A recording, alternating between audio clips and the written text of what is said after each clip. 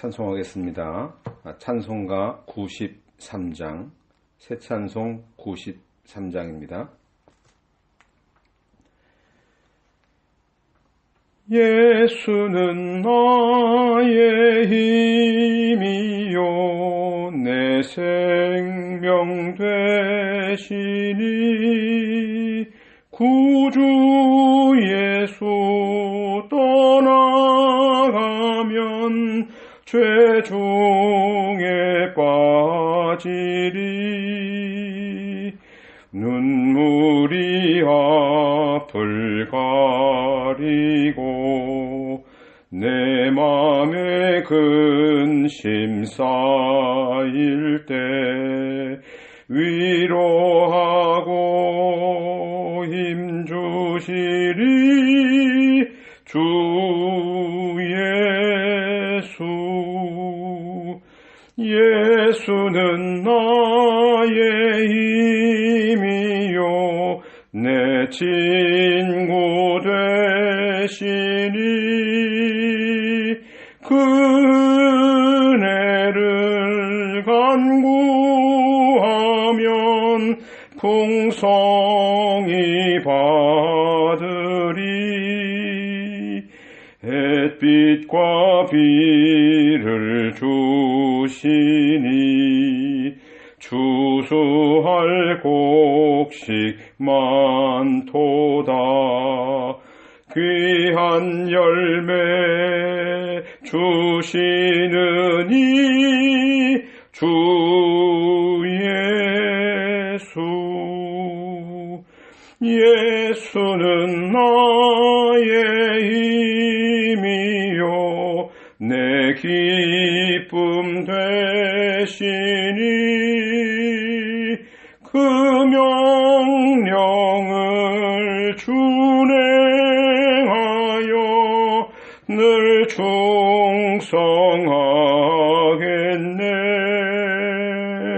주야로 보호하시며 바른 길 가게 하시니 의지하고 따라가리 주 예수. 예수는 나의 힘이요 내 소망 되시니 이 세상을 떠나갈 때 곧 영생 얻으리. 한없는 복을 주시고 영원한 기쁨 주시니 나의 생명 나의 기쁨 주 예수. 기도드리겠습니다.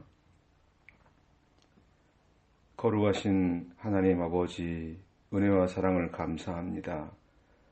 지난 한 주간 동안도 주님의 은혜의 날개 아래 저희를 보호하시고 인도하시다가 거룩하고 복된 주의를 기억하고 주님께 나와 예배하게 하신 것을 감사합니다. 우리를 예수 그리스도의 구속의 은혜로 말미암아 우리에게 하나님의 자녀가 되게 하시고 하나님 백성 삼으신 은혜 감사합니다. 이 우리의 신분에 걸맞는 우리의 행위와 또 생각과 마음을 가질 수 있도록 우리 주님께서 성령께서 우리를 붙드시고 인도하여 주시옵소서. 오늘 이 시간도 주님의 말씀을 통해서 우리에게 생명의 양식이 되게 하시고 이것을 먹고 또 이것이 깨달아지고 이 말씀들을 순종함으로 더욱더 복된 또 은혜 가운데 거하는 저희가 되게 하여 주시옵소서. 이 생명의 말씀을 듣는 모든 분들에게 은혜가 입혀져서 다시 영이 소생하는 그러한 역사를 경험할 수 있도록 은총을 베풀어 주시옵소서. 예수님의 이름으로 기도드립니다. 아멘. 하나님 말씀 빌립보서 3장 4절로 11절입니다.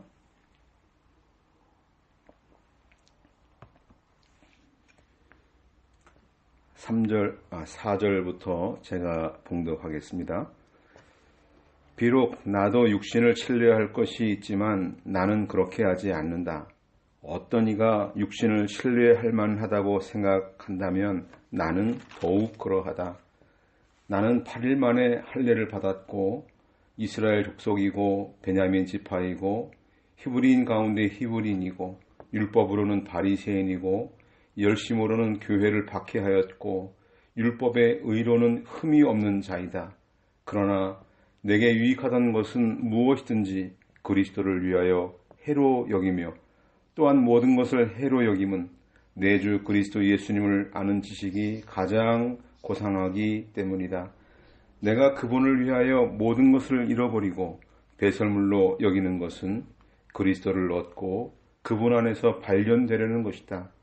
내가 가진 의는 율법에서 난 의가 아니라 그리스도를 믿는 믿음으로 말미암는 의, 곧 믿음에 근거하여 하나님께로부터 난 의이다. 나는 그리스도와 그분의 부활의 능력과 그분의 고난에 참여하는 것을 알고자 하여 그분의 죽으심을 본받아 어떻게 해서든지 죽은 자들 가운데서 부활에 이르고자 한다. 아멘. 이 말씀에 은혜 있으시기 바랍니다.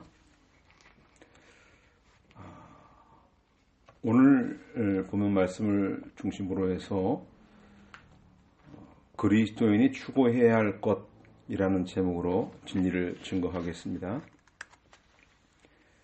바울 사도는 전반부에서 유대주의자들의 그 율법주의가 얼마나 위험한가 이런 것을 경고하고 또 무엇을 추구해야 될 것인가 하는 것을 이 권면의 말씀으로 이 빌립보 성도들에게 편지를 썼습니다.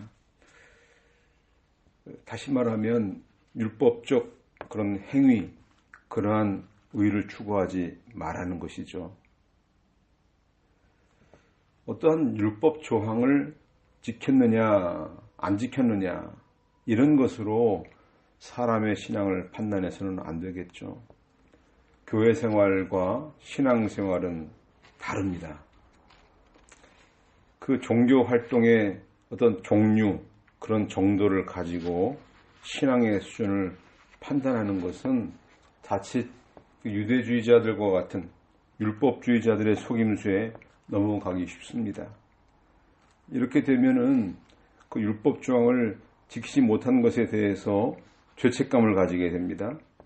분명히 예수 믿은 사람이에요. 믿음으로 구원받는다는 거 아는 사람이에요. 근데 율법적 조항들을 지키지 못한 것에 대해서 굉장히 불편해하고 또 그것 때문에 벌 받을까봐 하나님께서 나를 징계할까봐 두려워하게 되는 것이죠. 그러니까 오직 예수 그리스도를 믿는 믿음에서 자꾸 떠나게 하려고 하는 거, 그리고 내 행위가 부족한 거 아닌가 이렇게 자꾸 생각하게 되는 것이죠. 행위로 구원 얻는 대로 자꾸 돌아가게 만들어요. 믿음으로 구원 받았으면 그걸 끝난 거예요. 그 사람의 종교 행위에 대해서 자꾸 가타부타 이 판단하고 정죄하는 일을 더하면 안 된다는 것이죠. 오늘 그 본문 말씀을 통해서 이 사람들이 보통 추구하고 바라는 것들이 무엇인가, 또 그 어떤 것이 정말 참된 이 그리스도인의 바른 태도인가. 정말 우리의 그 감정과 지식과 의지가 완전히 변화되기 전에는 정말 이러한 것들이 실천에 옮기기 참 어려운 겁니다. 그러면 어떻게 그런 변화를 이룰 수 있는 것인가 하는 것 등의 그들의 문제를 살펴보겠습니다. 자, 앞에 4절부터 6절까지의 말씀은 바울 사도가 이 예수님 만나기 전에 과거에 추구하던 것들이 무엇인가 나와 있는데요. 4절 보겠습니다. 비록 나도 육신을 신뢰할 것이 있지만 나는 그렇게 하지 않는다. 어떤 이가 육신을 신뢰할 만하다고 생각한다면 나는 더욱 그러하다. 그리고 나서 이 5절과 6절에서는 바울 사도 자신이 이제까지 자랑할 만하다라고 여겼던 그런 항목들을 쭉 언급을 합니다. 그러니까 이런 것들을 자랑하는 거는 자랑하려고 하는 것이 아니라 율법주의자들이 어떤 율법적 육체의 자랑거리를 내놓는다면, 그걸 자꾸 주장한다면 그런 율법적 행위와 그 자랑거리로 구원받을 수 있다고 여긴다면 나는 그들보다 더 많은 행위와 자랑할 것들이 있다. 그런 것들을 갖고 있다. 이런 뜻이죠. 그러니까 바울 사도는 그런 거 자랑하지 않는다는 것이죠. 자, 그러면 바울 사도가 자랑거리로 삼을 만한 것들이 무엇이 있었을까요? 자, 5절 보겠습니다. 나는 8일 만에 할례를 받았고 이스라엘 족속이고 베냐민 지파이고 히브리인 가운데 히브리인이고 율법으로는 바리새인이고 열심으로는 교회를 박해하였고 율법의 의로는 흠이 없는 자이다. 이런 것들을 옛날에는 자랑거리로 삼았다는 것이죠. 자기의 능력으로 삼았다는 것이에요. 이런 것들이 자기를 드러내는 중요한 지표였던 것이죠. 자, 첫 번째, 8일 만에 할례 받았다. 이거는 자신이 정통 히브리인이라는 것이죠. 그 증거예요. 8째 날에 할례 받는 거. 그러니까 할례로 말하자면, 할례를 받는 거에 대해서 말하면 생후 8일 만에 받은 사람이다. 이런 뜻이죠. 난지 8일 만에 할례 받는 거, 이거 율법 규정에 따른 것입니다. 레위기 12장 3절에 8째 날에는 그 아이의 포피를 잘라야 한다. 자, 이 율법의 명령은 일찍이 하나님께서 아브라함과 언약을 맺을 때 그 언약에 기초한 그러한 규정이에요. 자, 언약의 상징이 바로 후손을 번식하기 위한 그 생식기죠, 생식기. 남성의 생식기 위에 그 표징을 두었어요. 그러니까 왜 이렇게 했는가? 아브라함에게 큰 민족 또 많은 자손을 약속하셨죠. 그것 때문이에요. 자, 하나님의 백성이 생산되는 거, 하나님의 사람들로 많아지는 거, 이거는 어떤 육체의 정욕이나 인간의 노력, 어떤 생물학적 방법으로 되는 게 아니다. 오직 하나님의 능력, 하나님의 생명으로만 된다. 이걸 가르쳐 주려고 이 규정을 만든 것이에요. 8일째 포피를 베어내는 이 의식, 이 할례라는 말의 그 뜻에는 주위를 잘라낸다 이런 뜻이 있는데요. 이게 의학적으로도 생후 8일 지나면 그때부터 신경과 그 혈관이 발달되기 시작한대요. 그래서 고통을 적게 느끼는 때, 그 넘어가게 되면 점점 더 신경이 발달되니까 고통스럽겠죠. 이 간에서 생성되는 프로트롬빈이라는 그 응혈소, 상처가 났을 때 이 피를 굳게 하는, 응고되게 하는 그 요소인데, 이 프로트롬빈이라는 이 요소가 바로 8일째부터 100%로 안정되는 때래요. 그 수치가. 그리고 백혈구가 활성화되는 때이기도 하고요. 그러니까 할례를 하기에 아주 적합한 시기라고 할 수 있습니다. 이 하나님께서 우리를 지으신 분이기 때문에 우리 몸 상태를 얼마나 잘 아시는지 알 수가 있어요. 8일이라고 하는 날짜를 정해놨으니까 얼마나 세밀한 것인가를 알 수가 있죠.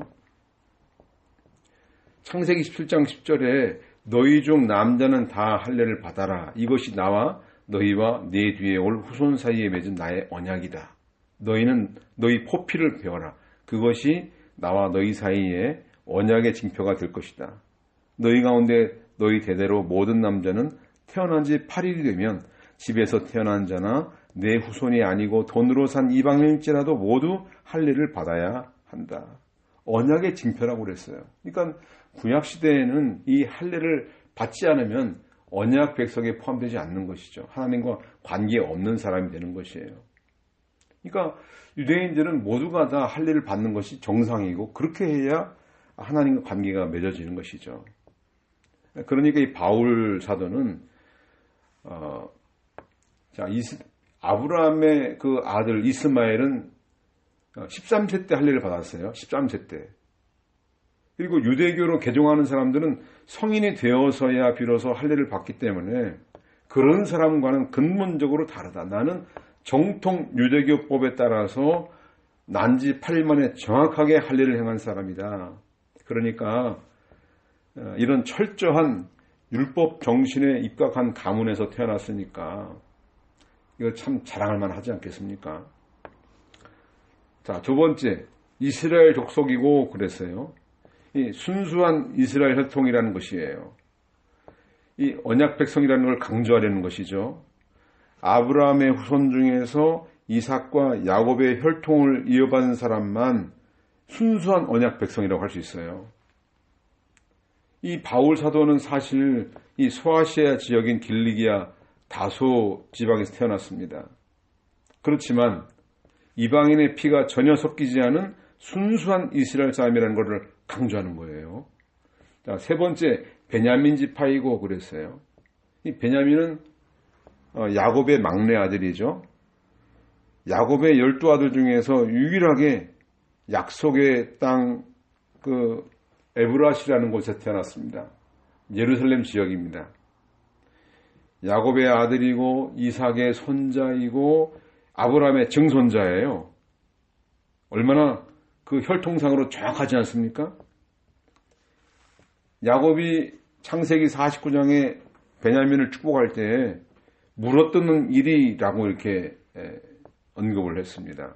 그만큼 용맹스러운 그런 사람이 베냐민이었고 베냐민 지파 사람들이 다 그랬어요.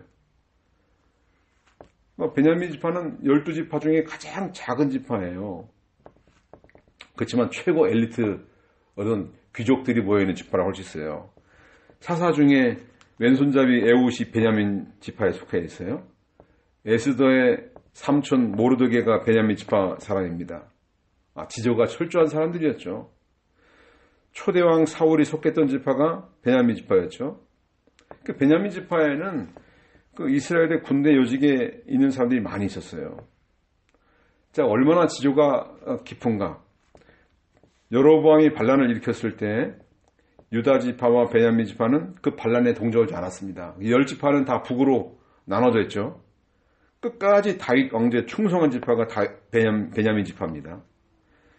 바벨론 포로 70년 지난 이후에 귀환해서도 유다 지파와 베냐민 지파는 순수한 그 유대인 혈통을 유지하기 위해서 예루살렘 주변에 거주했어요. 거기서 살았습니다. 자, 이 정도 되니까 베냐민 지파 하면 이스라엘 그 지파 중에서 가장 그래도 믿을만하고 인정받을 만한 그런 지파 아니겠어요? 이것도 자랑거리가 될 만합니다. 자, 네 번째는 히브리인 중에 히브리이다 그랬어요. 히브리인, 헤브라이오스라는 말의 뜻은 건너편, 지나가는 자, 이런 뜻인데요. 아브라함이 이 가나안 땅으로 들어올 때 붙여진 이름이에요. 유대인들이 광야 생활을 할 때 붙은 별명인데요. 히브리인 부모로부터 태어난 히브리인이라는 뜻이죠. 히브리인의 순수한 혈통을 가지고 있다는 말이에요. 그 히브리인의 언어와 히브리인의 전통을 지키는 유대인 자손, 이런 의미인데요. 이 바울의 부모님이 모두가 다 히브리인이었어요. 헬라파 유대인과는 차별되는 거예요. 당시 헬라파 유대인들은 그 헬라의 문화, 또 철학, 그런 언어, 이런데 많이 동화가 되었어요. 그래서 원래 유대인 전통, 히브리인 전통을 많이 잃어버려 지만은 이 바울은 거기 동화되지 않았어요. 히브리인 전통, 유대교 전통을 철저히 지켜왔던 것이죠. 그걸 얘기하는 것이 바로 히브리인 중에 히브리인이다 이거 말이에요. 자, 다섯 번째, 율법으로는 바리새인이고 그랬어요. 아마 여러분들이 그 초기에 바리새인들의 모습을 한번 쭉 살펴보면요, 충격받을 수 있어요. 왜냐하면 우리가 생각했던 그 바리새인의 모습이 아니기 때문이에요. 예수님 당시에 예수님의 책망을 받았던 그런 바리새인이 아니란 말이죠. 자, 바울 사도가 바리새인이었다라고 언급하는 이유, 자기는 가장 정통한 유대인의 노선을 따랐다라는 걸 강조하는 거예요. 자, 바리새인의 그 어원은 히브리 말 파라드에서 나온 것인데요. 이 말은 성별하다, 분리하다, 가른다, 뭐 이런 뜻이에요. 그러니까 도덕적으로나 의식적으로나 성별되고 구별되고 분리되었다는 뜻이죠. 예. 그래서 분리주의자라고 말을 해요. 그러니까 세속 유대인들과는 분리된 존재다라고 여겼던 거예요. 자, 오늘날도 나는 저런 세속 유대인들과 세속 그리스도인과는 달라. 우리는 순수한 그리스도인이냐. 이렇게 우리가 여기는 분들이 있지 않습니까? 그러니까 정치랑 관계없다 우리는. 우리는 순수한 종교적 혈통을 지키는 사람들이다. 이런 동기에서 시작되는 것이 바리새인들이에요. 이 사람들은 조상들의 종교, 전통, 문화, 어떤 풍속이나 그 언어를 지키기 위해서 전력을 다한 사람들입니다. 그러니까 바벨론 포로 70년 그 노예 생활을 한 이유가 뭐냐? 그건 바로 율법을 철저히 지키지 않았기 때문이다. 이렇게 생각을 했어요. 그래서 본토로 귀환한 후에도 철저한 회개운동을 했어요. 그리고 율법을 철저히 배웠어요. 율법을 철저히 순종하도록 강조했었던 사람들이에요. 포로 귀환 후에 율법 연구를 가장 중요한 의미로 여겼고요. 율법의 1.1획도 가감하지 않고 아주 세밀한 부분까지 지키려고 노력을 했어요. 그러니까 율법에 명하지 않은 것까지 만들어서 지키는 사람들이에요. 자, 기원전 2세기에 그 하시딤이라는 사람들이 있었는데요. 경건한 무리들이라는 뜻이에요. 하시딤. 이 사람들은 헬라 문화에 동화되는 걸 아주 반대했던 사람들입니다. 유대교 신앙을 파괴하고 타락하는 문화다. 헬라 철학, 헬라 문화, 그런 헬라의 언어, 또 헬라의 생활, 그런 형태들, 이런 것들을 극구 반대했어요. 자, 시리아 안티오코스 4세가 예루살렘 침공했을 때 성전 기물을 약탈했죠. 성전에 제우스 신상을 세웠어요. 할례를 금지했어요. 율법책을 파손하고 성전을 더럽힐 때 거기 굽히지 않고 철저히 율법을 지킨 사람들이다 이거죠. 자, 주전 167년 마카비 반란이 있었는데요. 마카비. 이 안티오코스 에피파네스가 패했어요. 그리고 하스원 왕조가 들어섰어요. 이 하스원 왕조는 굉장히 정치적인 사람들이었습니다. 이 하스원 왕조랑도 분리해야겠다.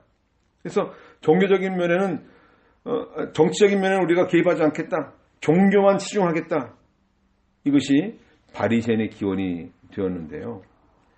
그 로마 제국 통치 기간, 오랜 통치 기간 중에도 주전 63년부터 주 70년까지니까 거의 100년 가까이 되는 그 긴 기간 동안 박해받으면서도 율법을 철저히 지켰던 것이죠. 요세푸스 역사 기록에 의하면 예수님 당시 약 6천 명의 바리새인들이 활동을 했는데 산회드린 공회를 중심으로 강한 영향력을 행사했다 이렇게 되어 있어요. 이들은 철저히 안식일을 지켰던 사람들이고요. 철저히 11조를 드렸어요. 율법에 명하지 않은 박하, 회양, 근체 이런 나물까지도 11조를 달아서 드렸던 사람들이에요. 식사법을 철저히 지켰습니다. 정한 짐승, 부정한 짐승 나눠가지고 이거 먹을 것, 못 먹을 것 딱 구분해서 그걸 지키도록 했습니다. 자, 이 바리새인에 대한 이해를 도울 수 있는 말씀이 사도행전 22장 3절과 4절에 있는데요.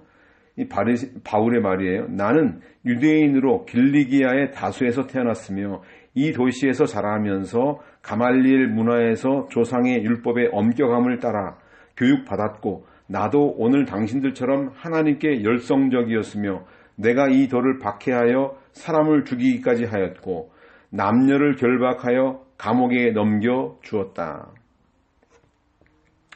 자, 예수님 당시에 그 바리새인은 두 학파로 나눠지는데요. 하나는 샴마이 학파, 또 하나는 힐렐 학파예요. 이 힐렐 학파는 일반 사람, 보통 사람들이에요. 이 바울이 힐렐의 손자인 가말리엘이 바로 바울의 선생이었습니다. 가말리엘은 바리새인이었어요. 산헤드린 공회원이었고요.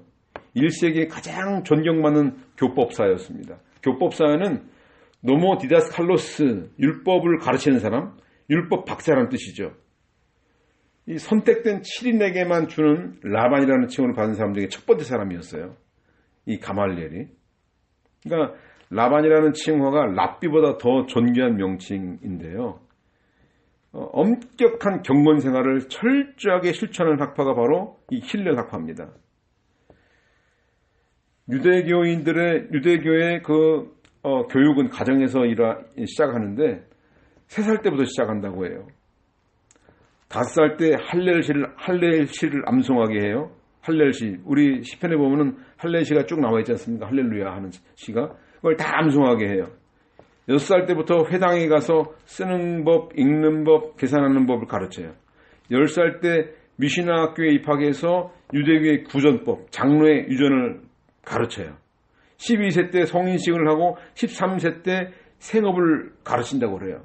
그래서 랍비들이 하는 말 중에 명언이 있는데 어떤 사람이든지 자기 자녀에게 상수를 가르치지 않으면 자녀들을 도둑으로 만든다. 이런 말이 있을 정도예요. 그러니까 유대인이 가는 곳마다 상권을 장악해요. 그러니까 바울이 텐트 만드는 것을 배운 것도 이때가 아닐까. 그래서 텐트를 만드는 일을 하면서 복음 전도하는 일을 했죠. 그러니까 한마디로 바울은 바리새인 중에도 가장 모범적인 학파의 그 전통을 따른 바리새인이다 이거죠. 바리새인 얼마나 좋습니까? 경건 생활을 철저히 하는 사람들입니다. 예. 율법을 철저히 준수하는 사람이에요. 심지어는 구약의 율법까지 가지고 가서 신약시대 지키는 사람들이 있어요. 예. 구약시대와 신약시대는 단절됐음에도 불구하고 구약의 전통을 그대로 끌고 와서 철저히 지키겠다 하는 이분들, 바리새파를 따랐다고 봐야 되겠죠. 철저히 경건생활하는 사람들이죠. 물론 예수님 당시에 이 바리새파, 예수님 믿지 않은 사람들이기 때문에 너무나 좀 안타까운 사람들인데 이 바울 사도가 자랑할 것들이 이렇게 많아요. 자, 그리고 또 좀 다른 면에서 여섯 번째, 자, 이런 것들 외에 또 있는데요. 열심으로는 교회를 박해하였고, 그래서 교회 박해한 일. 교회 박해한 일이 당시에는 대단히 자랑할 거리였어요.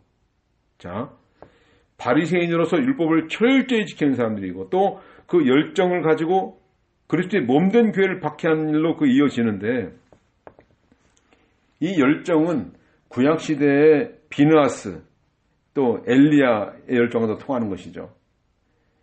그러니까 하나님에 대한 열정이 아주 특심한 사람이에요. 그 하나님 중심의 그 공동체를 순수하게 유지하려고 했는데 결과적으로 교회를 박해하는 일로 일어났다 하는 것이죠. 유일신 하나님을 섬기는데 어떻게 인간 예수가 하나님이냐? 이건 하나님을 대적하는 일이다. 이래가지고선 예수 믿는 사람들을 잡아서 박해하는 일을 했는데 그 일을 앞장서 했던 사람이죠. 그러니까 유대인 입장에서 봤을 때는 율법주의자 입장에서 봤을 때는 바울 사도만큼 열정이 뛰어난 사람은 없다는 것이에요. 자, 7번째, 율법의 의로는 흠이 없는 자다 그랬어요. 율법의 의. 구원받는 조건으로서 율법의 행위가 기준이 된다고 하면은 첫 번째 구원의 대상이 누굴까? 바로 바울 사도다 이것이죠. 그러니까 바울은 어떤 율법적인 행위적인 의 차원에서는 아주 탁월하다, 뛰어나다 이걸 얘기하는 거예요. 자, 그런데 바울 사도가 이 훗날 깨달은 이후의 이야기지만 자기의 의, 인간의 의가 얼마나 하나님 앞에 정말 부족한 것들인가 이걸 깨달았다면 이렇게 얘기할 수 있었겠습니까? 이걸 자랑할 수 있었겠어요? 자, 이사야서 64장 6절에 보니까 우리는 다 부정한 자 같고 우리의 의는 다 더러운 옷과 같으며 우리가 다 잎사귀처럼 시들므로 우리의 죄악이 우리를 바람처럼 몰고 몰아갑니다. 그랬어요. 우리의 의, 우리의 인간적 행위, 공로 이건 다 더러운 옷과 같다. 잎사귀처럼 시든다. 우리를 바람처럼 몰고 가는 죄악과 같다. 이렇게 얘기했어요. 갈라디아 5장 4절에 보면은요. 율법 안에서 의롭다 하심을 얻어야 하는 자는 누구든지 그리스도에게서 끊어지고 은혜에서 떨어져 나갔다. 율법 안에서 율법을 행동으로 행위로 지켜서 의롭다함을 얻으려고 하는 사람은 누구든지 그리스도에게서 끊어진 사람이다. 은혜에서 떨어져 나간 사람이다. 이걸 얘기하고 있어요. 그러니까 우리가 예수 믿고 나서는 율법의 행위를 자꾸 따지고 율법의 행위를 강조하면 안 돼요. 제가 전에 섬기던 어떤 그 짧게 섬겼던 그 교회에서 얼마나 닥달하는지 몰라요. 주일날 오전 예배 나와라, 오후 예배 나와라, 수요예배 빠지지 마라, 금요일날 기도에 나와라, 새벽기도 빠지지 마라, 성경 10장 읽어라, 막 계속 강조를 하는 거예요. 그러니까 견디지 못하는 거예요. 그래가지고 너무너무 힘들다고 저한테 고민을 하는 이야기를 들었는데 이 신앙의 행위는요, 의지를 가지고 물론 해야 되겠지만 먼저 은혜를 받아야 돼요. 믿음의 사람이 되는 데는 은혜가 아주 중요한 역할을 하는 거예요. 은혜 받지 않고 자꾸 행위를 강조하면요, 율법주의자를 만드는 거예요. 왜 그런 일을 하냐 말이죠. 갈라디아 2장 16절에 보니까 사람이 율법의 행위로 의롭게 되는 것이 아니라 예수 그리스도를 믿음으로 말미암아 되는 줄 알고 우리도 그리스도 예수님을 믿었다. 이는 우리가 율법의 행위로가 아니라 그리스도를 믿음으로 의롭다 하심을 얻으려는 것이니 율법의 행위로는 어떤 육체도 의롭다 하심을 얻지 못하기 때문이다. 이 율법의 행위를 자꾸 강조하면은 부담이 생겨요. 예수 믿는 게 자유로운 것인데 해방을 얻는 것인데 거기다 얽어매는 거예요. 나는 이 교회 나가면은 꼭 이렇게 해야 돼. 이거 안 하면 나는 큰일 나. 여기서 나는 이방인 취급당해. 그거를 붙어보려고 그냥 열심히 행위를 가지고 하다 보면은요, 마음에 골병 들어요. 어떤 육체도 의롭다 하심을 얻지 못한다고 되어 있어요. 믿음이 없으신 분들, 또 은혜 받지 못한 분들에게 자꾸 그런 행위들을 강조하지 마세요.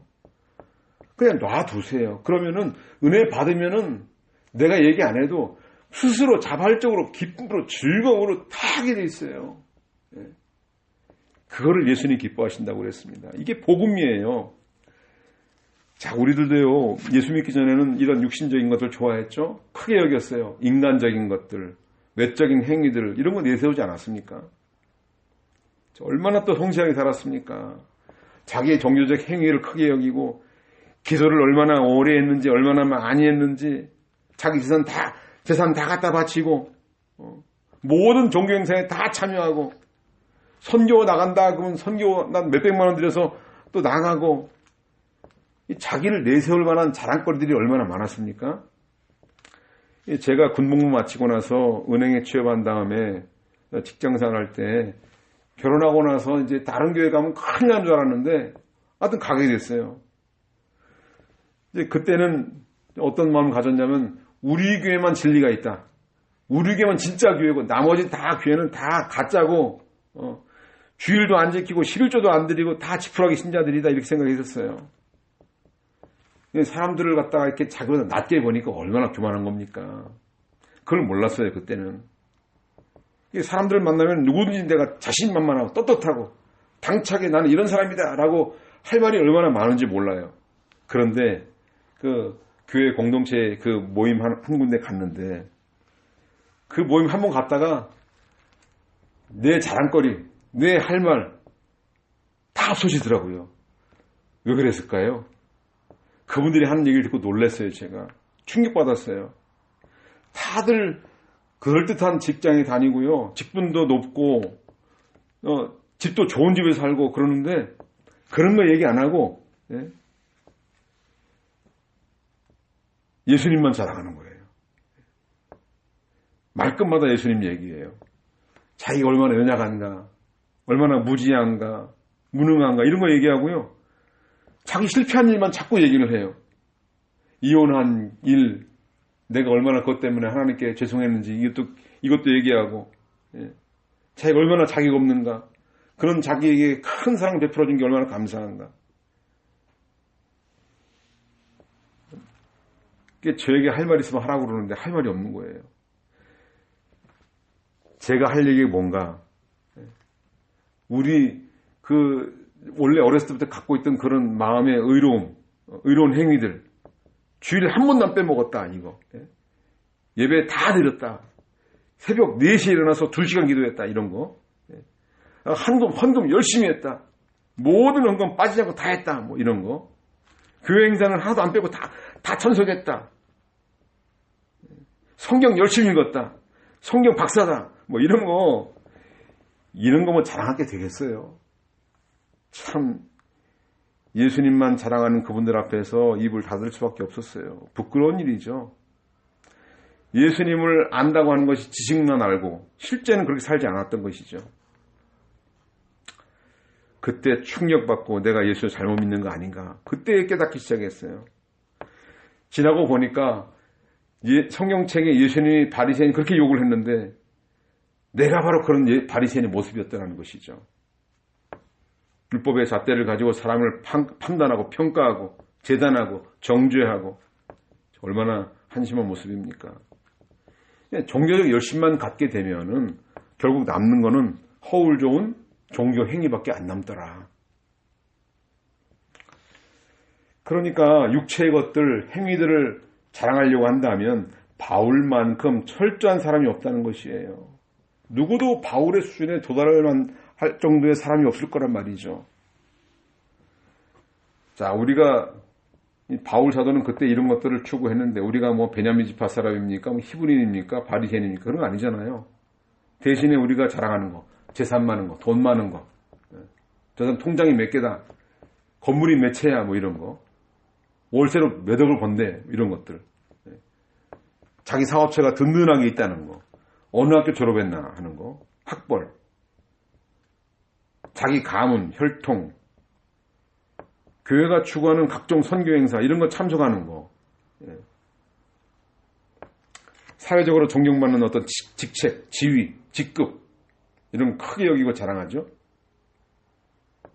저 사람 어느 회사 이사래,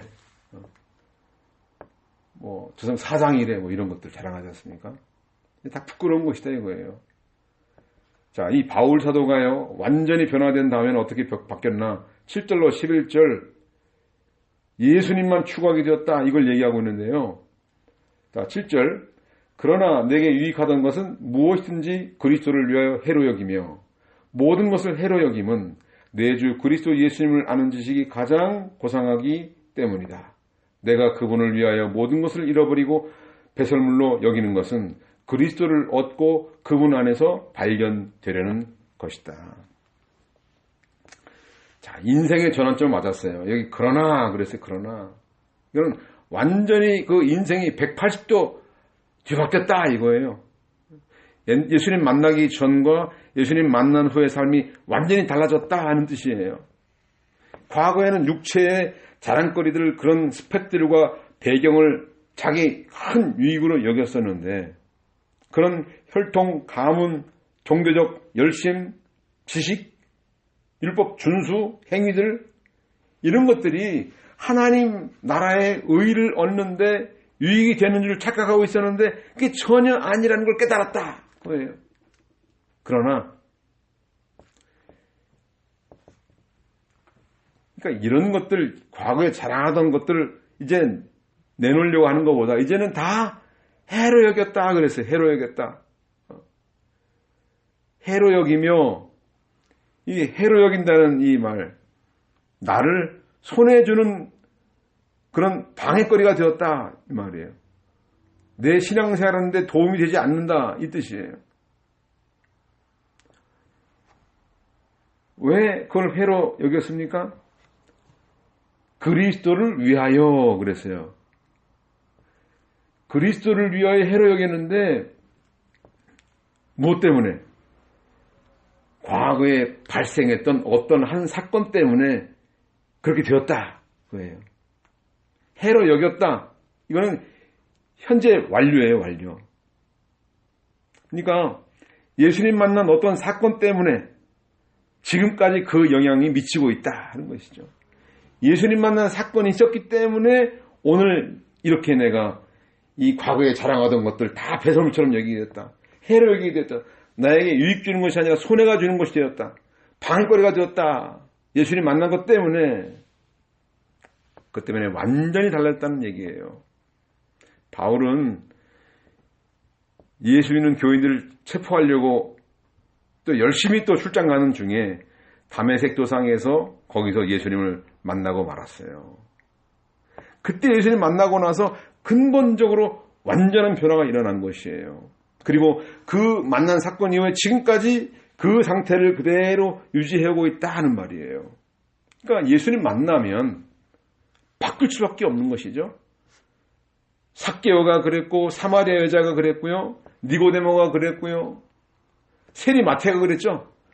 세리 하면은요 당시에 아주 나라의 역적이에요. 예. 국민들 혈세를 뽑아가지고 자기 배를 불리는 사람이었죠. 늘 마음에 가책이 있던 이 마태가 예수님 만나고 나서는 나를 따라오라 하는 얘기 한마디 듣고 예수님 저 받아주십니까? 가겠습니다. 그리고 모든 것 다 내려놓고 바로 떠났어요. 이렇게 되는 거예요. 그리스도의 복음은 상상할 수 없는 놀라운 일을 만들어 가요. 그러니까 사람이 누구를 만나느냐에 따라서 그 사람의 인생이 달라지게 돼 있어요. 그 사람의 가치관이 변화되고요. 인생관이 달라지는 거예요. 어떤 사람은 노래 아주 잘하는 성악가를 만나기도 하고 또 어떤 사람은 훌륭한 교수님 만나기도 하고 어떤 사람은 사회 봉사활동하는 사람 만나기도 하고 선교사를 만나기도 하고 이렇게 만나서 변화를 겪게 되는데 바울 사도는 예수 그리스도를 만났다 하는 것이죠.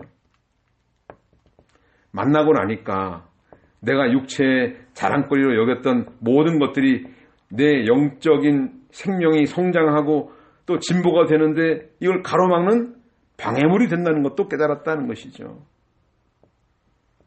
그러니까 우리가 내 주변에 이런 자랑거리들이 많잖아요. 이런 배경이 좋잖아요. 그러면 믿음이 강화되는 것이 아니라 믿음이 오히려 연약해지고 이것이 믿음이 아닌 쪽으로 자꾸 발전이 돼요. 자, 앞에 해로 여기며 한 것과 또 뒤에 모든 것을 해로 여기면 그랬어요. 그러니까 이게 바로 앞에 해로 여겼던 거 옛날에 만나고 나서 그렇게 여겼다. 그런데 지금도 그렇게 여기고 있다. 태도에 전혀 변화가 되지 않는다. 우리가 살다 보면은 아이 그래 맞아 내가 그때 그렇게 잘했던 것들 그게 참 오늘 도움이 되는 것 같아. 이럴 수 있잖아요. 그런데 전혀 그러지 않는다. 단호하게 그때나 지금이나 똑같다. 그때도 유익이 안 되었고 지금도 유익이 안 된다. 오히려 방해거리다. 계속해서 그와 같은 자세를 유지하고 있다. 자기 의지를 담고 있어요. 자, 이런 태도를 갖게 된 이유, 유익하던 거를 다 해로 여기고 또 해로 여기는 그 이유가 뭔가? 8절. 또한 모든 것을 해로 여기면 내 주 그리스도 예수님을 아는 지식이 가장 고상하기 때문이다. 내가 그분을 위하여 모든 것을 잃어버리고 배설물로 여기는 것은 그리스도를 얻고 그분 안에서 발견되려는 것이다.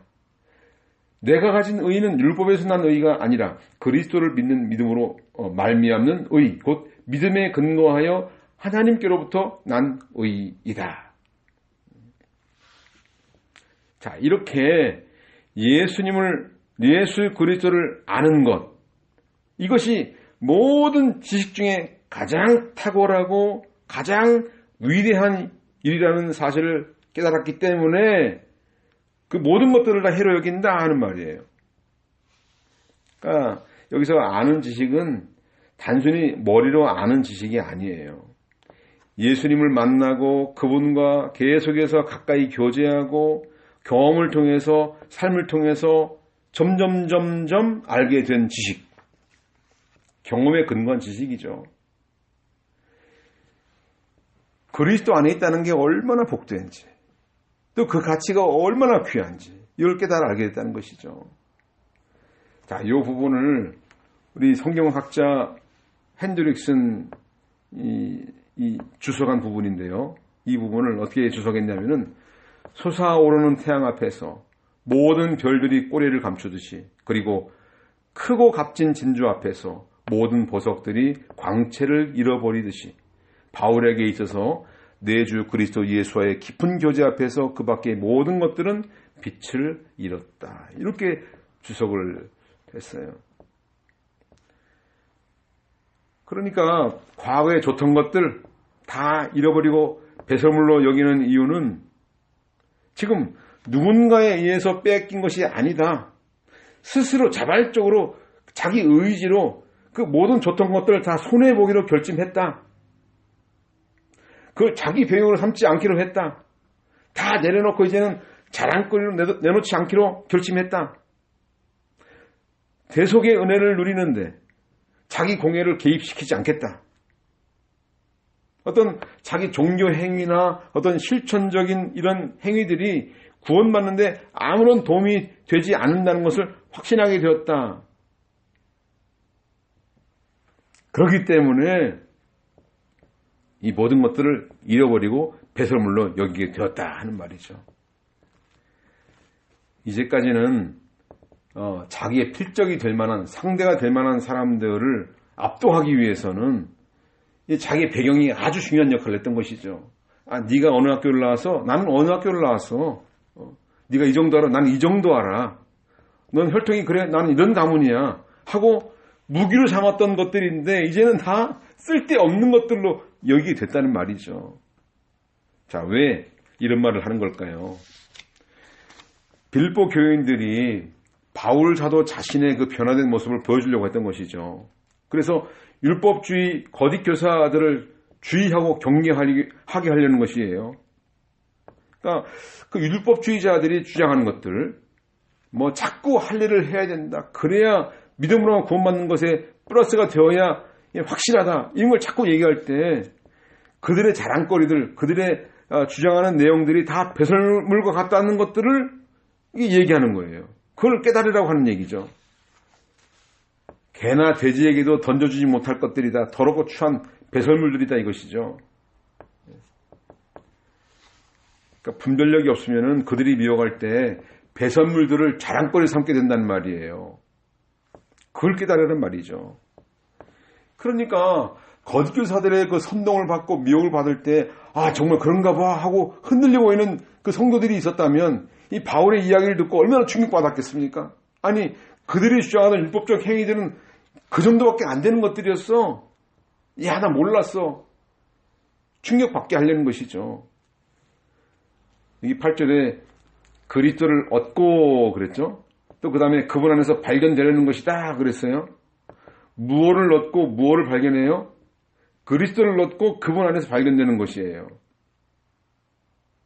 뭘 발견합니까? 뭘? 네. 여기에 발견된다고 하는 거, 여기에 그 9절, 네, 9절 앞에 부분에 나와 있죠. 네, 앞에 나와 있는데 모든 좋던 것들, 유익으로 삼던 것들, 배설물로 여기는 이유는 그리스도를 얻기 위해서이고 그분 안에서 발견되는 것인데 무엇을 발견하느냐? 그리스도로 말미암은 의, 그리스도를 믿는 믿음, 율법의 행위에서는 의가 아니라 그리스도를 믿는 믿음에서 말미암은 의, 믿음에 의해서 하나님께로부터 난 의를 얻는 것, 그 의를 발견하려고 하는 것이죠.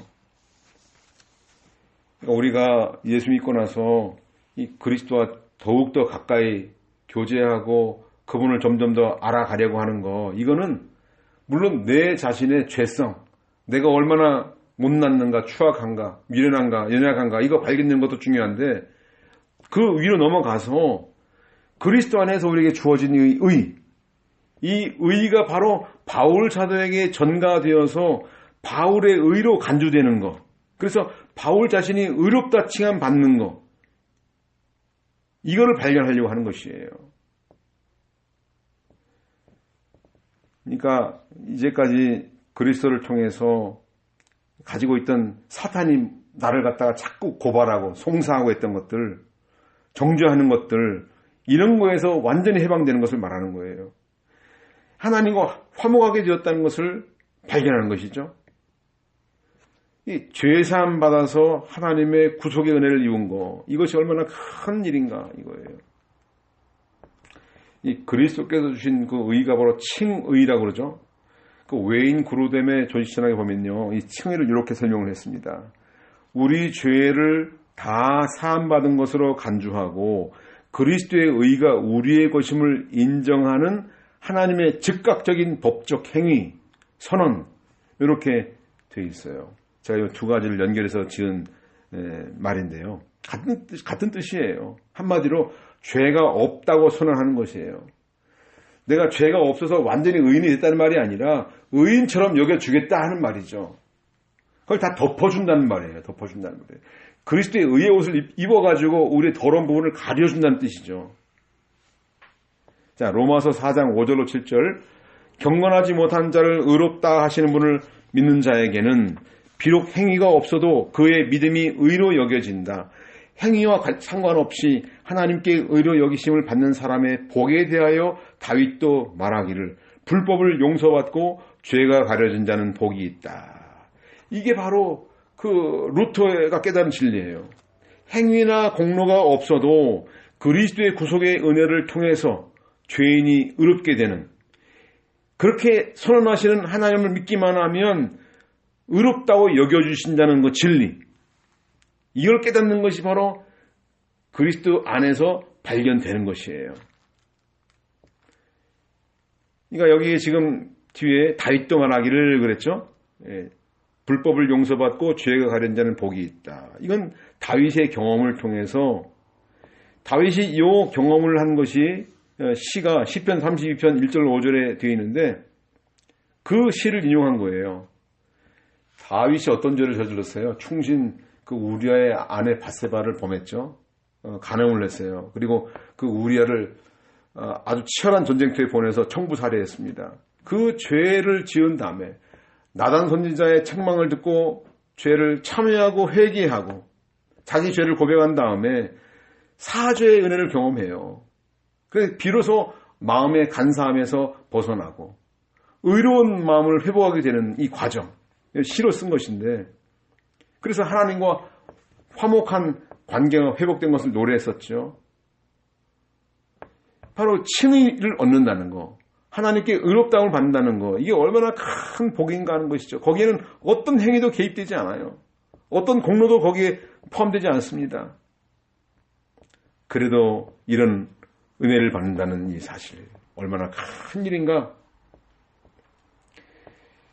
율법에서 난 의가 아니라 그리스도를 믿는 믿음으로 말미암는 의, 그 믿음에 근거하여 하나님께로부터 난 의, 이것을 깨달아가는 거, 이게 바로 바울 사도가 지금 배설물처럼 모든 것들을 배설물처럼 여기고 그리스도를 얻고 발견되려고 하는 목적이 바로 이것이죠.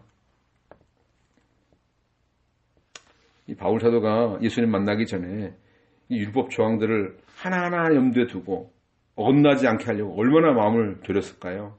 규정대로 살려고 거기에 초점 맞추고 살면서 노심초사하고 의롭게 되려고 했던 그런 노력들. 자, 로마 가톨릭 교회가 칭의를 얘기할 때는요, 뭐라고 얘기하냐면은 내적으로 변화시켜서 실제 거룩하게 만드는 거, 이렇게 설명을 해요. 그냥 뭐 덮어주는 것도 아니고 의롭다고 여겨지는 것도 아니에요. 그냥 완전히 거룩해지고 의롭게 된다를 강조하는 것이죠. 그러기 위해서는 먼저 세례받아라. 세례받는 게 굉장히 크게 여겨요. 그 사람 영세받는다고 그러죠. 그걸 세례받아야 다음에 진행이 돼요. 그 믿음을 계속 유지하기 위해서 선행을 계속 더 해야 돼요. 구제 활동하는 거 많이 하죠. 선주교에서. 선행을 쌓아서 구원에 이르려고 하는 것이죠. 그러니까 단순히 그리스도를 믿는 믿음만 가지고는 충분하지 못하다, 이렇게 생각하고 있는 거예요. 그냥 그들이 믿는 그 믿음은 그리스도를 믿는 믿음이 아니고 가톨릭 교리를 믿는 믿음이에요. 트렌트 종교회의에서 특별한 계시를 받기 전까지는 하나님의 은혜를 받았는지 확신할 수 있는 사람은 아무도 없다. 이렇게 선언을 해요. 그리고 단지 은혜는 선행의 정도에 따라서 증가된다라고 주장을 해요. 그러니까 루터가 이 복음 진리를 깨닫고 나서는 종교 개혁을 과감하게 밀고 나갈 수밖에 없던 것이죠. 그러니까 바울 사도는 이 이신득의 이 복음 진리를 깨닫고 믿음으로 말미암는 의조차도 이건 내게서 나온 것이 아니라 하나님께로부터 온 것이다. 이건 사람의 의지나 행위에 근거하지 않는다. 오직 믿음의 원천인 근거인 하나님께 있다라는 걸 강조하는 것이에요. 이거는 인본주의 사고방식에는 안 맞는 얘기죠. 이 복음 진리가. 어떻게 사람이 하나도 아무것도 안 하고 믿음만 가지고 권받는다고 그래? 이건 무의도식 아니냐? 아, 이거 너무했다. 그래도 조금의 행위가 있어야지. 근데 놀랍게도 이 복음 진리, 그리스도의 복음은 우리의 행위가 전혀 개입되지 않아요. 우리의 의지도 개입되지 않아요. 어떤 것도 개입되지 않습니다. 10절 말씀, 나는 그리스도와 그분의 부활의 능력과 그분의 고난에 참여하는 것을 알고자 하여 그분의 죽으심을 본받아 어떻게 해서든지 죽은 자들 가운데서 부활에 이르고자 한다. 자, 이게 이 원문의 순서를 따라서 잘 살펴보면요. 자, 여기에 알고자 하여 무엇을? 그분의 능력을. 어떤 능력을? 부활의 능력을. 자, 그리고 알고자 하는 것을 무엇을 알고자? 첫 번째는 그분의 부활의 능력을 알고자 하는 것이고 두 번째는 그 참여하는 것을 알고자 하여 무엇에? 어디에 참여해요? 그분의 고난에 참여하는 것을. 어떻게 해서 알고자 합니까? 그분의 죽으심과 같은 모양이 되는 것으로 말미암아. 이렇게 본문을 해석할 수가 있어요. 이게 원래 직역인데요. 자, 그러니까 이 바울 사도는 그리스도를 아까 내가 그분을 아는 지식이 가장 고상한데 그분의 고상한 지식 거기서 머무르지 않고 더 나아가는 거예요. 그분과 교제하는 삶을 통해서 그분이 얼마나 가치 있는 분인가를 점점 더 깨달아 알고자 하는 것. 그분께로부터 얻은 그 의, 율법으로 말미암는 의가 아니라 그리스도를 믿는 그 믿음의 의, 그게 얼마나 고귀한 것인가, 얼마나 가치가 있는 것인가, 이거를 점점 더 알아가려고 하는데 여기 뭐를 알려고 한다고 그랬어요? 부활의 능력을 알고 두 번째는 고난에 참여한 것을 알고자 하여 두 가지를 알려고 하는 데 있어서 중요한 근거, 바탕이 되는 것은 바로 그분의 죽으심을 본받아. 죽으심과 같은 모양이 되는 것으로 말미암아 그걸 알고자 한단 말이에요. 그러니까 그리스도를 만난 사람은 다 이런 열정이 있는 거예요. 그리스도를 알고자 하는 열정. 이거는요, 부부간에 서로 이제 결혼한 다음에도 알아가지 않습니까? 우리가 결혼을 하게 되면은 결혼 전에는 별로 몰라요. 그 사람이 그냥 단지 겉으로는 예뻐 보이고 아름다워 보이는데 그래서 결혼하기 전에 사람을 알아가는 게 중요합니다. 결혼 준비한다고 하는 것은 그 사람을 점점 더 알아가는 것이니까 잠깐 만나서 결혼하는 것은 굉장히 불행할 확률이 커요.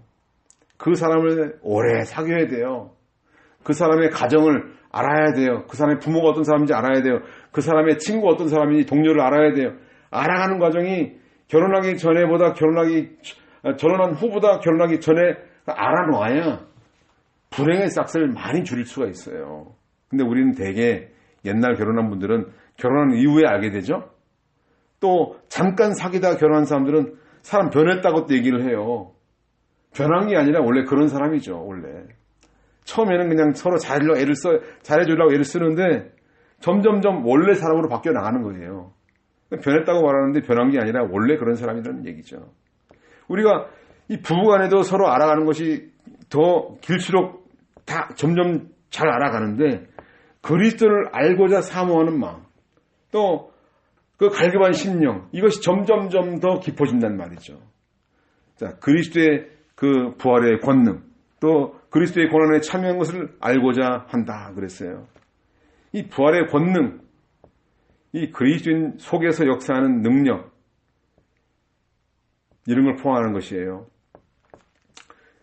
이게 그와 함께 죽고 일으키심을 받았기 때문에 그리스도의 능력이 역사하게 되는 것이에요. 그래서 그 능력이 있어야 예수 믿는 사람으로서 거룩한 삶을 살아가게 돼요. 옛사람을 죽이고 새사람으로 살아가려고 하는 의지가 생겨요. 이게 바로 그분의 능력을 의지하지 않으면 그리스도인의 거룩한 삶을 불가능하다. 자, 그리스도의 고난에 동참한다는 말은 무엇인가? 이거는 그리스도의 대속적 죽음에 동참한다는 말이 아니고요. 네. 십자가에 나도 똑같이 못 박혀 죽는다는 말이 아니고, 네. 육체가, 우리 몸이 그게 아니고 말씀을 순종하려고 하니까 고난이 찾아와요. 이게 진리는 세상을 자꾸 거스려요. 반대 부딪혀요. 자꾸 충돌해요. 그러니까 이때 세상이 반대하고 우리를 자꾸 박해하고 어려움이 찾아올 때 오는 고난, 이게 바로 그 그리스도의 몸된 교회를 위해 받는 고난이에요. 이 그리스도의 몸된 교회를 위해 받는 괴로움, 이게 바로 골로새에서 말한, 골로새 교회에 편지 쓴 거에서 말한 그리스도의 남은 고난이에요. 고난이 많을수록 그걸 자꾸 견뎌서 이길수록 그리스도의 권능이 커지는 거예요. 이게 입혀져요. 여기 죽으심을 본받음으로 그랬어요. 죽으심을 본받음으로. 옛사람을 십자가에 못 박는 일이에요. 자기가 살아있으면요, 옛사람이 왕노릇을 해요. 그러니까 사람이 자꾸 연약해지고 약해지는 것이 그리스도가 드러나는 것이거든요. 그러니까 바울 사도는 날마다 죽는다 이렇게 고백을 했어요. 고린도전서 15장 31절, 형제들아 내가 그리스도 예수님 우리 주님 안에서 너희를 자랑하는 나의 자랑으로 단언하는데 나는 날마다 죽는다. 우리의 신앙의 주제, 신앙생활의 주제는 날마다 죽는 거예요. 날마다 죽는 거. 입이 살아서 자꾸 하고 싶은 말이 막 나올 때 입을 죽여요. 자기 성격을 죽이고. 이게 신앙생활입니다. 이 두 가지를 위해서 가져야 할 중요한 바탕이 뭐라고 그랬습니까? 그분의 죽으신 것 같은 모양이 되어지는 것을 본받음으로 말미암아. 본받는다는 말은 같은 모양이 되는 거예요. 예수님과 같은 모양, 그분의 죽으신과 같은 모양을 간다는 말이에요. 이게 참 어려운 것인데요. 자존심 상할 때, 인격이 모독받을 때, 마음의 상처를 받을 때 우리가 그때 예수님의 당하신 고난을 묵상해 봐야 돼요. 이사야 53장 5절과 7절에 보면요, 그가 찔린 것은 우리의 허물 때문이며 그가 상처를 받은 것은 우리의 죄악 때문이다. 그가 징벌을 받음으로 우리가 평안을 누리고 그가 채찍에 맞음으로 우리가 고침을 받았다. 그는 짓밟히고 괴롭힘을 당하여도 그 입을 열지 않았으며 도수장으로 끌려가는 어린 양 같고 털 깎는 사람 앞에 양같이 잠잠하여 그 입을 열지 아니하였다. 예수님은 죄가 없죠. 폭력을 한 적도 없고 폭언을 한 적도 없어요. 거짓말 한 적도 없습니다. 그런데 이 모든 고난을 즐겁게 당하셨습니다. 바울 사도도 그랬죠. 예수님 본받기 위해서 감옥에 갇히고 매 맞고 돌에 맞고 채찍에 맞고 강의 위험, 동족의 위험, 이방인의 위험, 광야의 위험, 잠도 못 자고 굶고 목마르고 추위에 떨고 헐벗고 이런 고난을 당했어요. 고린도후서 11장 22절로 27절 말씀 참고하시기 바라고요. 이런 것을 통해서만, 이 그리스도의 죽으심과 고난을 통해서만 그리스도를 알 수 있기 때문이죠. 다 같이 기도하겠습니다. 하나님 아버지 은혜와 사랑을 감사합니다. 연약하고 무능하고 실수가 많고 실패하는 우리를 위해서 십자가 고난을 다 당하시고 구속의 은혜를 입혀주신 주님, 우리가 예수님 만나기 전에 육체의 것들, 세상 자랑거리들을 크게 여겨 싸운데 그리스도를 얻고자 그분 안에서 우리가 의롭게 되었다는 것을 발견하고자 이 모든 좋은 것들을 다 해로 여기고 배설물처럼 여기게 하여 주시옵고 더욱 그분을 알고자 고난에 참여하고 또 그리스도의 부활의 능력을 알고자 그리스도의 죽으심을 본받아 옛사람을 쳐서 복종시키고 날마다 십자가에 못 박는 우리 모두가 되게 하여 주옵소서. 예수님의 이름으로 기도드립니다. 아멘. 찬송하겠습니다. 찬송가 493장 493장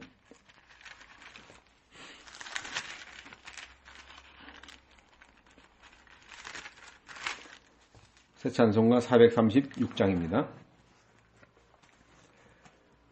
나 이제 주님의 새 생명 얻은 몸 옛 것은 지나고 새 사람이로다.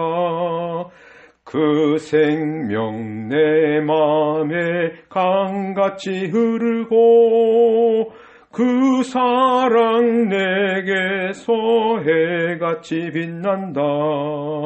영생을 맛보며 주 안에 살리라. 오늘도 내일도 주 함께 살리라.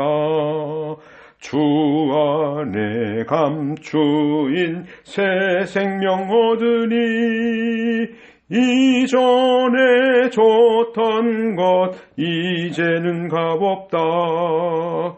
하늘의 은혜와 평화를 맛보니 찬송과 기도로 주 함께 살리라. 영생을 맛보며 주 안에 살리라. 오늘도 내일도 주 함께 살리라. 산천도 초목도 새 것이 되었고 죄인도 원수도 친구로 변한다. 새 생명 얻은 자 영생을 맛보니 주님을 모신 맘 새 하늘이로다. 영생을 맛보며 주 안에 살리라. 오늘도 내일도 주 함께 살리라. 주 따라가는 길 험하고 멀어도 찬송을 부르며 뒤따라가리라. 나 주를 모시고 영원히 살리라. 날마다 섬기며 주 따라가리라. 영생을 맛보며 주 안에 살리라. 오늘도 내일도 주 함께 살리라. 기도하겠습니다. 하나님 아버지, 오늘도 위로부터 내리는 신령한 은혜를 베풀어 주시고 우리에게 이 얼마나 큰 은총을 입혀주셨는지 깨닫게 하시니 감사합니다. 날마다 우리의 옛사람을 십자가에 못 박고 또 우리에게 입혀주신 귀한 칭의의 놀라운 은총, 이것을 더욱더 깊이 깨달아서 담대하게 하시고 복음질을 외치는 데 있어서 우리의 육신의 것들을 내놓지 않고 하나님을 자랑하고 예수 그리스도를 자랑하는 우리가 다 되게 주시옵소서.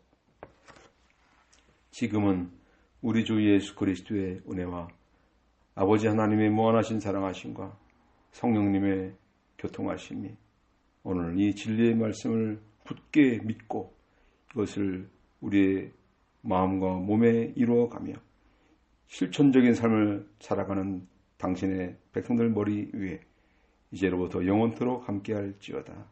아멘.